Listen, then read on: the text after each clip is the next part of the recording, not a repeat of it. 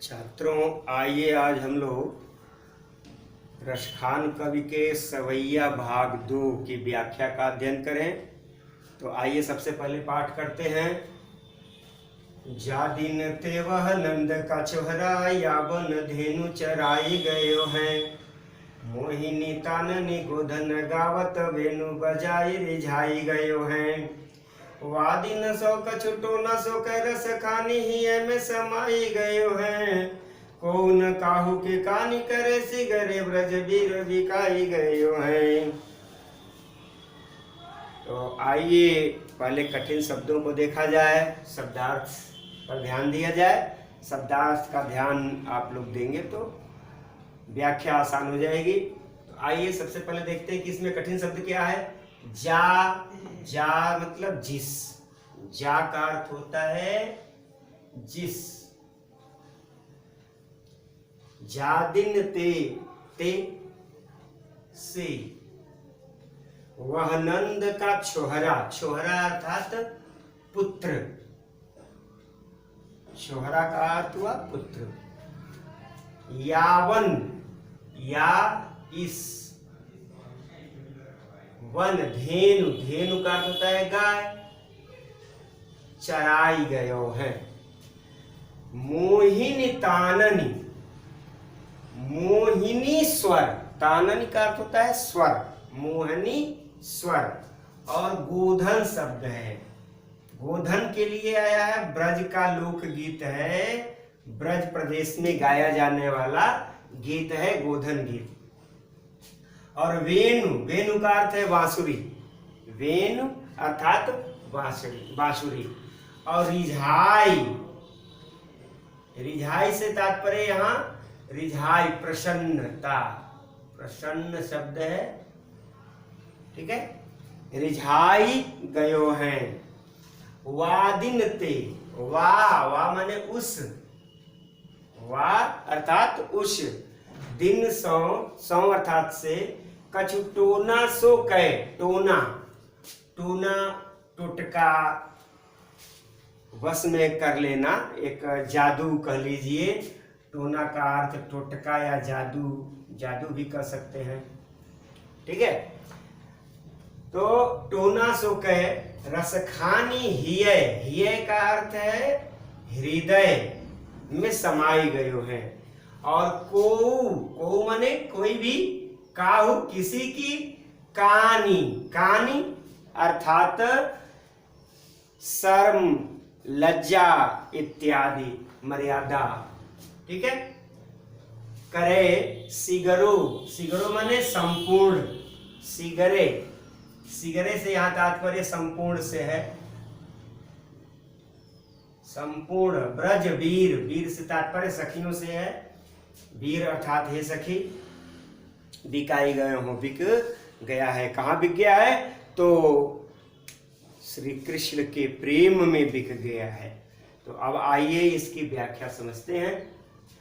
तो रसखान कवि गोपिकाओं के कृष्ण के प्रति प्रेम की बड़ी ही सुंदर अभिव्यक्ति करते हैं। और अभिव्यक्ति करते हुए कहते हैं कि गोपिकाएं आपस में, एक गोपिका दूसरी सखी से, अपनी गोपी सखी से कहती है कि जिस दिन से वह नंद का बालक, नंद का पुत्र अर्थात कृष्ण इस वन में, कौन सा वन है? तो नंदन वन नाम आता है।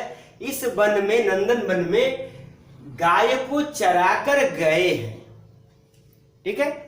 जिस दिन से वे नंद बाबा के पुत्र अर्थात कृष्ण इस नंदन वन में अपनी गायों को चराकर गए हैं, और साथ ही साथ मोहिनी ताननी, बड़े ही मनमोहक स्वर में, बड़े ही मनमोहक स्वर में ब्रज का गीत, गोधन गीत गाते हुए और वेणु अपनी बांसुरी को बजा करके हम सब के हृदय को प्रसन्न करके गए।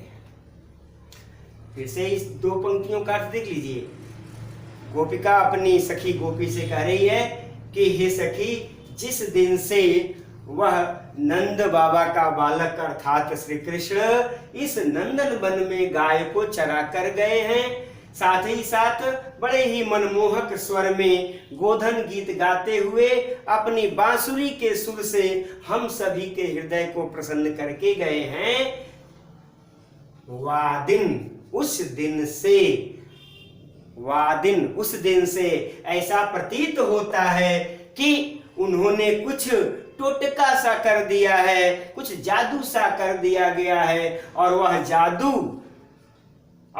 किसका है? तो रस की खान अर्थात कृष्ण का जादू हमारे हृदय में समा गया है, हमारे हृदय में बस गया है।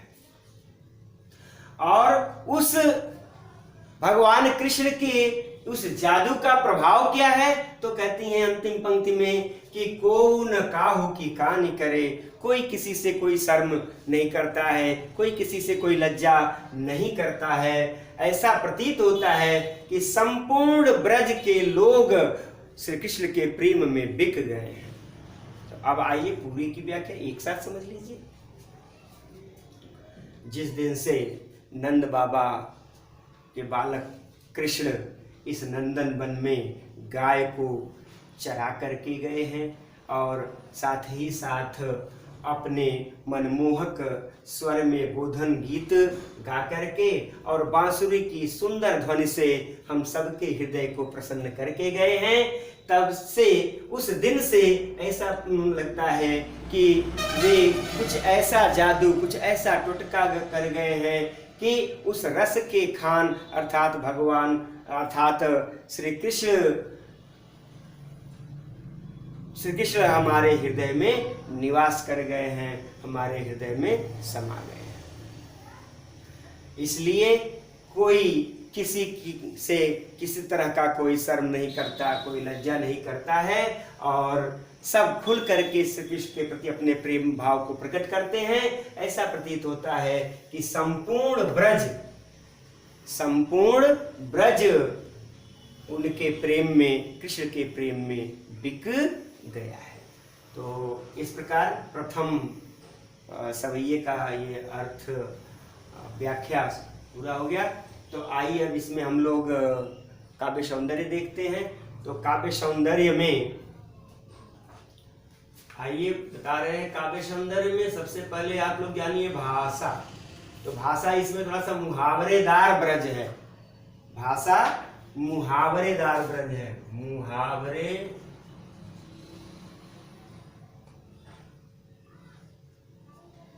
मुहावरेदार ब्रज, ठीक है।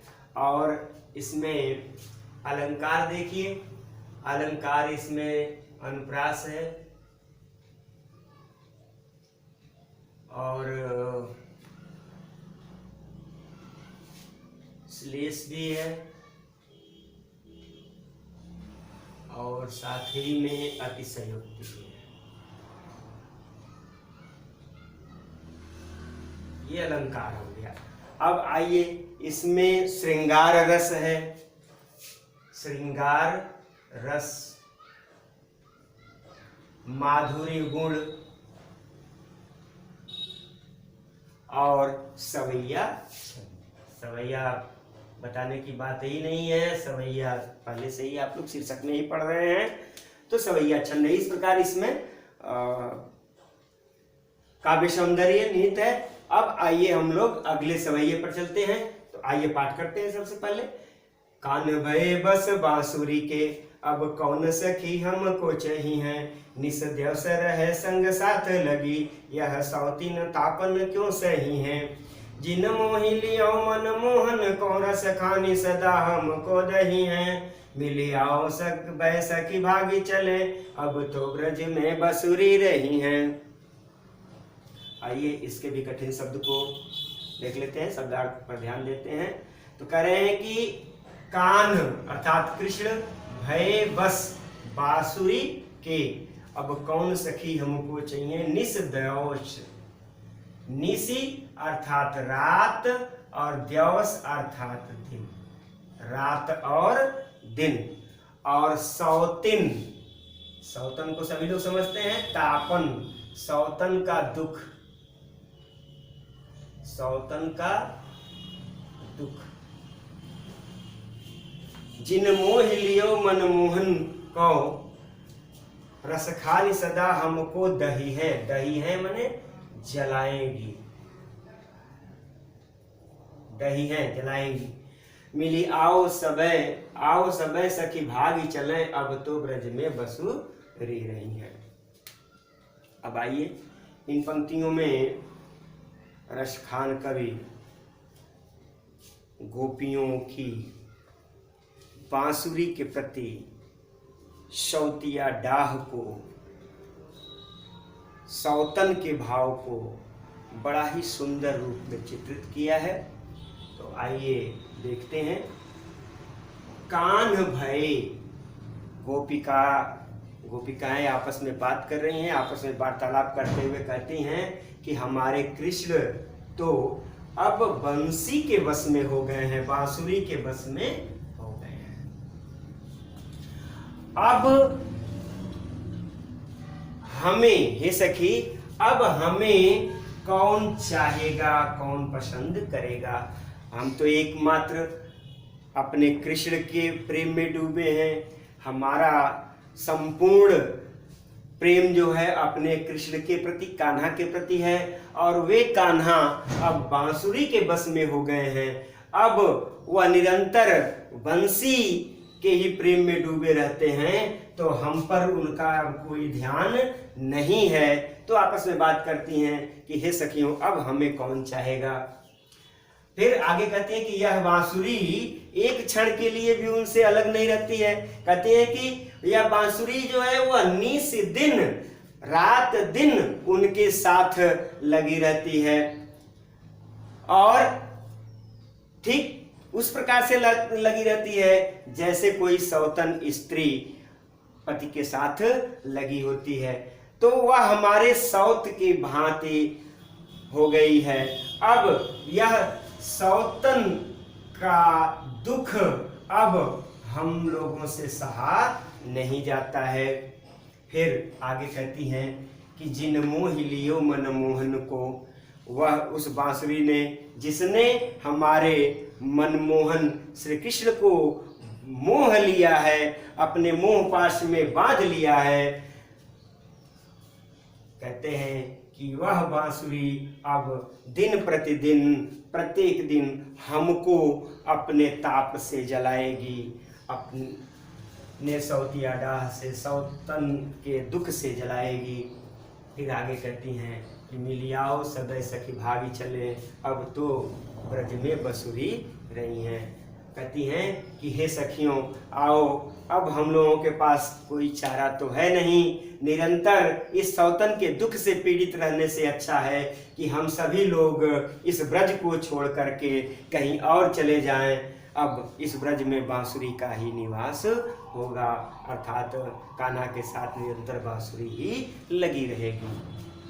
अब आइए पूरे का अर्थ एक बार फिर से देख लेते हैं, पूरे की व्याख्या देख लेते हैं। गोपिकाएं अर्थात गोपिकाएं सखी यहाँ सारी आपस में वार्तालाप करती हुई कहती हैं कि हे सखियों, अब तो हमारे कान्हा, हमारे कृष्ण बांसुरी के बस में हो गए हैं, अर्थात बांसुरी ने उनको अपने बस में कर लिया है। हे सखियों, अब हमें कौन पसंद करेगा, हमें कौन चाहेगा, या हम लोगों से प्रेम कौन करेगा। यह बांसुरी रात दिन उनके साथ लगी रहती है, एक क्षण के लिए भी उनका साथ नहीं छोड़ती। अब यह इस बांसुरी के सौत का दुख, बांसुरी रूपी सौतन का दुख हम क्यों सहेंगे। जिस बांसुरी ने हमारे मनमोहन कृष्ण को अपने मुंह पास में बांध लिया है, रसखान कवि कहते हैं कि गोपिकाएं कह रही हैं कि वह निरंतर हम लोगों को जलाती रहेगी। इसलिए हे सखियों, आओ हम सब मिल करके इस ब्रज से कहीं दूर भाग चलें, क्योंकि अब तो ब्रज में बांसुरी का ही, अर्थात प्रभु श्री कृष्ण के चित्त पर बांसुरी का ही हमेशा अधिकार रहेगा। तो एक सौतिया डाह का बहुत ही सुंदर चित्रण इन्होंने किया है। अब आइए हम लोग देखते हैं इसमें काव्य सौंदर्य देखते हैं तो फिर वही बात है, भाषा मुहावरेदार ब्रज है, इसमें भाषा मुहावरेदार ब्रज है, रूपक और अनुप्रास अलंकार है, माधुर्य गुण है, श्रृंगार रस है और सवैया छंद है। तो इस प्रकार इसमें काव्य सौंदर्य है। इस प्रकार सवैये भाग 2 की व्याख्या कंप्लीट हो गई। अगले वीडियो में हम लोग अंतिम 2, एक सवैया और एक कवित्व छंद का अध्ययन करेंगे। धन्यवाद।